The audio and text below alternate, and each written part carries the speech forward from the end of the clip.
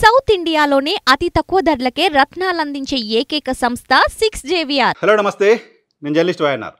ఆంధ్రప్రదేశ్లో ఎన్నికల ఫలితాలకు సంబంధించి ఎవరు గెలుస్తారు, ఎవరు ఓడతారు, ఎవరికి ఎన్ని సీట్లు వస్తాయి, ఈ చర్చ పక్కన పెడితే ఆంధ్రప్రదేశ్ మాజీ ముఖ్యమంత్రి టీడీపీ అధినేత చంద్రబాబు నాయుడు గారు ఈసారి అసెంబ్లీకి వస్తారా లేదా అనే చర్చ కుప్పం సెంట్రిక్గా చాలా పెద్ద ఎత్తున జరుగుతోంది. నిజానికి కుప్పంలో విజయానికి సంబంధించి 2009 నుంచి చాలా సందర్భాల్లో ఎన్నికలు జరిగినప్పుడు అప్పుడు చంద్రబాబు నాయుడు గారికి సంబంధించిన ప్రత్యర్థిగా వైఎస్ఆర్ కాంగ్రెస్ పార్టీ కావచ్చు, గతంలో కాంగ్రెస్ కావచ్చు, చాలా ప్రయత్నాలు చేశాయి అక్కడ గెలవడానికి. కనీసం చంద్రబాబు నాయుడు గారికి సంబంధించిన మెజారిటీని అక్కడ తగ్గిస్తే ఎంపీ నియోజకవర్గంలో అది మనకి అడ్వాంటేజ్ అవుతుందనే ఆలోచనలో వాళ్ళు ఉంటూ ఉండేవాళ్ళు. దానిలో భాగంగా ఎంపీకి వచ్చే మెజారిటీని తగ్గించడం కోసం కుప్పం పైన స్పెషల్ కాన్సన్ట్రేట్ చేస్తూ వచ్చేవారు. 2009లో సుబ్రహ్మణ్యం రెడ్డి గారిని, అక్కడ జడ్పీ చైర్మన్గా ఉన్న సుబ్రహ్మణ్యం రెడ్డి గారిని క్యాండిడేట్గా పెట్టి ఒక ఎఫర్ట్ వైఎస్ఆర్ కాంగ్రెస్ పార్టీ అప్పుడు రాజశేఖర రెడ్డి గారు ఉన్న టైంలో చేసింది.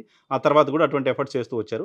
బట్ గడిచిన ఎన్నికల్లో మాత్రం గణనీయంగా చంద్రబాబు నాయుడు గారికి సంబంధించిన మెజారిటీని తగ్గించడంలో సక్సెస్ అయింది వైఎస్ఆర్ కాంగ్రెస్ పార్టీ. 35 వేలకి ఆయన మెజారిటీని తగ్గించారంటే అది ఆల్మోస్ట్ 30,000 మంది అడిషనల్గా వైఎస్ఆర్ కాంగ్రెస్ పార్టీకి ఓటేసినట్టుగా, వైఎస్ఆర్ కాంగ్రెస్ పార్టీకి ఓటేశారంటే తెలుగుదేశం పార్టీకి ఆ మేరకు మెజారిటీ తగ్గినట్టుగా భావించాల్సి ఉంటుంది. అయితే ఈసారి దాదాపు 2 ఏళ్ల నుంచే వైఎస్ఆర్ కాంగ్రెస్ పార్టీ కుప్పంలో గెలవడం పైన కాన్సన్ట్రేట్ చేస్తూ వస్తుంది. వై నాట్ కుప్పం అనే ఒక స్లోగన్తో సీఎం జగన్మోహన్ రెడ్డి అక్కడికి వెళ్ళి అక్కడ అభివృద్ధి సంక్షేమ కార్యక్రమాలకు సంబంధించి పెద్ద ఎత్తున నిధులు ఇస్తూ, అక్కడ ఆయన పర్యటనలు చేస్తూ, ఆ నియోజకవర్గంలో గెలుపు బాధ్యతను మంత్రి పెద్దిరెడ్డికి ఉపజెప్తూ, ఆ నియోజకవర్గానికి సంబంధించిన అభివృద్ధిపైన స్పెషల్ ఫోకస్ పెడుతూ వచ్చారు. ఇదే సందర్భంలో కుప్పంకి ఒక రెవెన్యూ డివిజన్ ఇచ్చారు. సుదీర్ఘకాలం ఆంధ్రప్రదేశ్ రాష్ట్రానికి, విభజిత రాష్ట్రానికి కూడా ముఖ్యమంత్రిగా పనిచేసిన చంద్రబాబు నాయుడు గారు చేయని పనిని ఆయన చేశారు జగన్మోహన్ రెడ్డి అంటూ అక్కడ చాలా పెద్ద ఎత్తున క్యాంపెయిన్ చేసుకోగలిగారు. నియోజకవర్గంలో ఒక సోషల్ ఈక్వేషన్ కూడా వైఎస్ఆర్ కాంగ్రెస్ పార్టీ చేసింది. అక్కడ ఒక బీసీ అభ్యర్థిని బరిలో దించింది.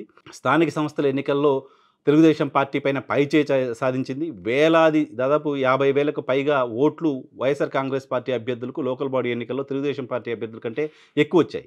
ఇది అనూహ్యం, ఇది ఎవరు ఊహించింది. తెలుగుదేశం పార్టీ కూడా ఊహించింది. తెలుగుదేశం పార్టీ ఖచ్చితంగా ఇబ్బంది కలిగించేది. సో ఒకసారి ఫ్యాన్ గుర్తుకి అక్కడి ఓటర్లు ఓటేయటాన్ని అలవాటు చేశారు లోకల్ బాడీస్లో. సో ఫ్యాన్ గుర్తుని పరిచయం చేశారు.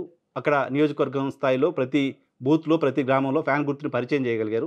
కంటిన్యూస్గా దశాబ్దాలుగా తెలుగుదేశం పార్టీకి ఓటేస్తున్న వాళ్ళు ఆ గుర్తును పక్కన పెట్టి ఫ్యాన్కి వేయడాన్ని ఒక అలవాటుగా మార్చారు స్థానిక సంస్థలకు సంబంధించిన ఎన్నికల్లో.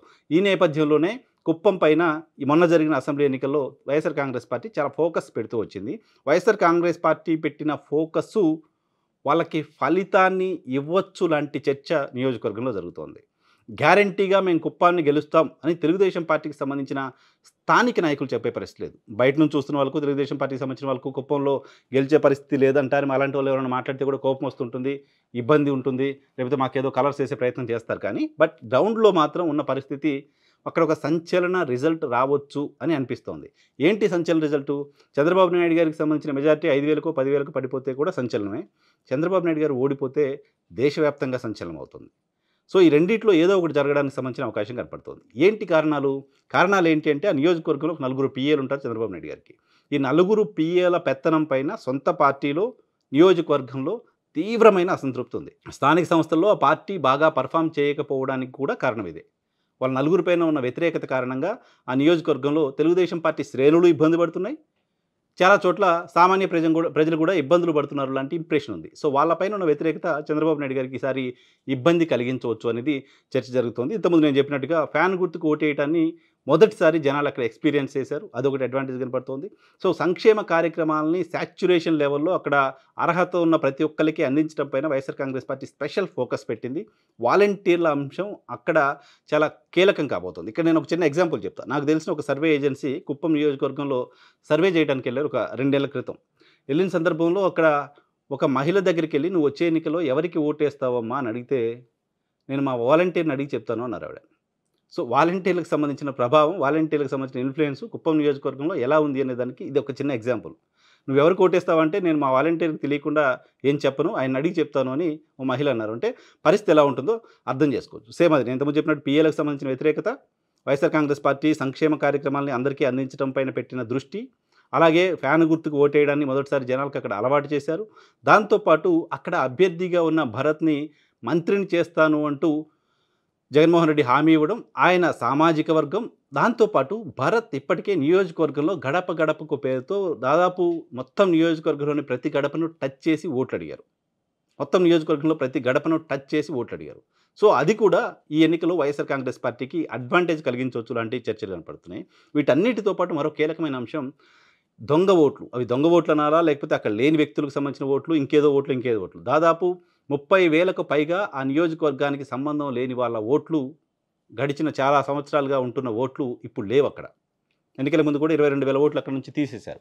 సో ఈ ఓట్లన్నీ కూడా కన్సాలిడేట్‌గా చంద్రబాబు నాయుడు గారికి పడుతున్న ఓట్లుగా నియోజకవర్గంలో చర్చ ఉంది. చంద్రబాబు నాయుడు గారికి ఓట్లేసేవాళ్ళుగా చెప్తున్నారు. సో తమిళనాడు నుంచో, కర్ణాటక నుంచో, ఇతర ప్రాంతాలకు సంబంధించిన వాళ్ళు ఆ రోజు వచ్చి ఓట్లేసిపోతూ ఉంటారు.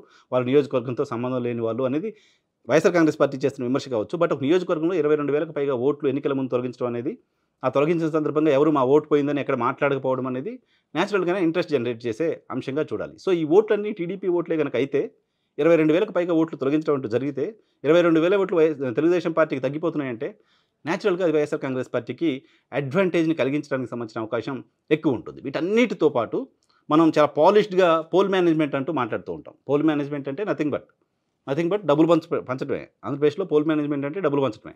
అటువంటి డబ్బులు పంచే కార్యక్రమంలో కూడా తెలుగుదేశం పార్టీ, చంద్రబాబు నాయుడు గారు కుప్పం నియోజకవర్గంలో మొదటిసారి ఓటుకి డబ్బులు ఇచ్చే పరిస్థితి వచ్చింది.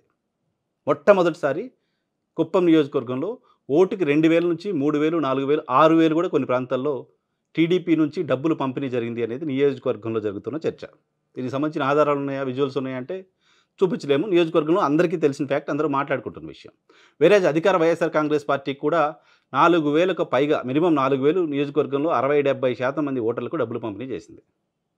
2,000 నుంచి 6,000 వరకు తెలుగుదేశం పార్టీ డబ్బులు పంపిణీ చేసింది.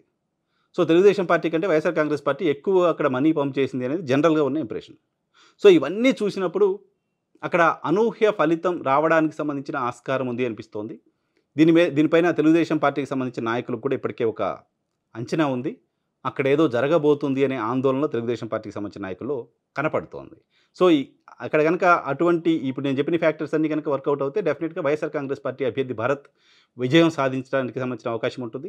తెలుగు రాష్ట్రాల్లో ఇటీవల జరిగిన తెలంగాణ అసెంబ్లీ ఎన్నికల్లో తెలంగాణ ముఖ్యమంత్రిగా ఉన్న కేసీఆర్, ప్రస్తుత ముఖ్యమంత్రిగా ఉన్న రేవంత్ రెడ్డి గారు వాళ్ళిద్దరినీ ఒక భారతీయ జనతా పార్టీ అభ్యర్థి వెంకటరామరెడ్డి ఓడించారు. ఇక్కడ తెలుగు రాష్ట్రాలకు సంబంధించి తెలంగాణలో చాలా పెద్ద సంచలనంగా దాన్ని చూసాం. ఓటమి ఎరగని నేతగా ఉన్న కేసీఆర్ గారికి మొదటి ఓటమి, రేవంత్ రెడ్డి గారికి కూడా ముఖ్యమంత్రి కాబోతున్న సందర్భంలో ఆయనకు ఓటమి చూసాం.